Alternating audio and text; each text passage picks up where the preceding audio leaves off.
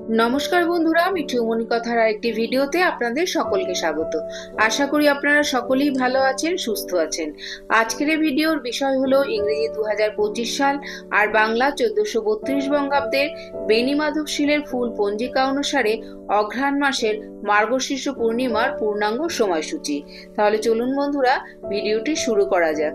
আজকের এই ভিডিও থেকে আমরা জেনে নেব এবছর অর্থাৎ 2025 সালে এই মার্গশীর্ষ পূর্ণিমা কবে পড়েছে, পূর্ণিমার নিশি ও ব্রত উপবাস, তার সাথে আরো জেনে নেব এই দিন কি খাবেন আর কি খাবেন না।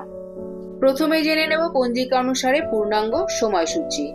এবছর অর্থাৎ 2025 সালে পূর্ণিমা তিথি শুরু হবে ইংরেজি 4 ডিসেম্বর 2025, বাংলা 17 অগ্রহায়ণ 1432 বৃহস্পতিবার দিবা 7টা 38 পূর্ণিমা তিথি সমাপ্ত হবে ইংরেজি 4 ডিসেম্বর 2025, বাংলা 17 অগ্রহায়ণ 1432 বৃহস্পতিবার শেষ রাত্রি 5টা 15 নিশি পালন ও উপবাস পালিত হবে একই দিনে অর্থাৎ ইংরেজি 4 ডিসেম্বর 2025, বাংলা 17 অগ্রহায়ণ 1432 বৃহস্পতিবার।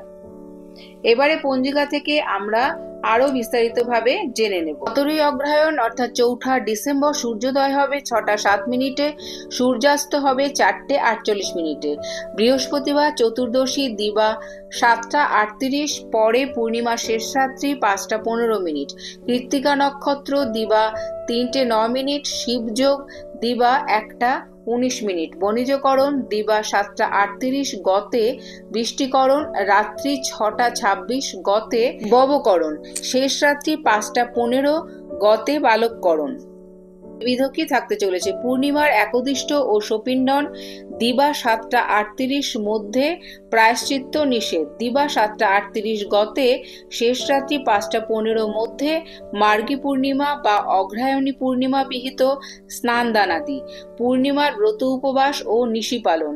গোস্বামী মতে চান্দ্রমাস ব্রতপক্ষে শ্রী শ্রী কাত্যায়নী ব্রত সম্পন্ন। সায়ং সন্ধ্যা নিষেধ, প্রদোষে সন্ধ্যা 4টে 48 গতে, রাত্রি 6টা 24 মধ্যে, শ্রী শ্রী সত্যনারায়ণ ব্রত ও শ্রী শ্রী দত্তাত্রেয় জয়ন্তী এবং শ্রী শ্রী দণ্ডপাণি ভৈরব দেবার বিভাব। ত্রজ্জ স্পর্শ স্নান দানে সহস্র গুণ ফল।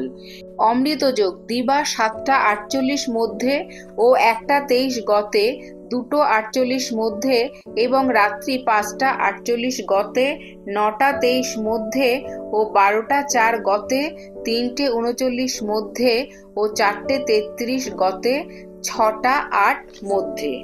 এবারে জেনে নেব কি খাবেন আর কি খাবেন না। অগ্রহায়ণ মাসে পূর্ণিমাতে সাধারণত কিছু নির্দিষ্ট খাবার যেমন পেঁয়াজ এবং দই এড়িয়ে চলার পরামর্শ দেওয়া হয়। এই সময় ভালো ফল পেতে কিছু নিয়ম মানা উচিত। এর পাশাপাশি কিছু নির্দিষ্ট খাবার যেমন মুসুর ডাল এড়িয়ে চলার কথাও বলা হয়েছে। আজকের এই ভিডিওটি এই পর্যন্তই। যদি ভিডিওটি ভালো লেগে থাকে তাহলে অবশ্যই একটা লাইক কমেন্ট করবেন আর আমার চ্যানেলটিকে সাবস্ক্রাইব করে আমার পাশে থাকবেন।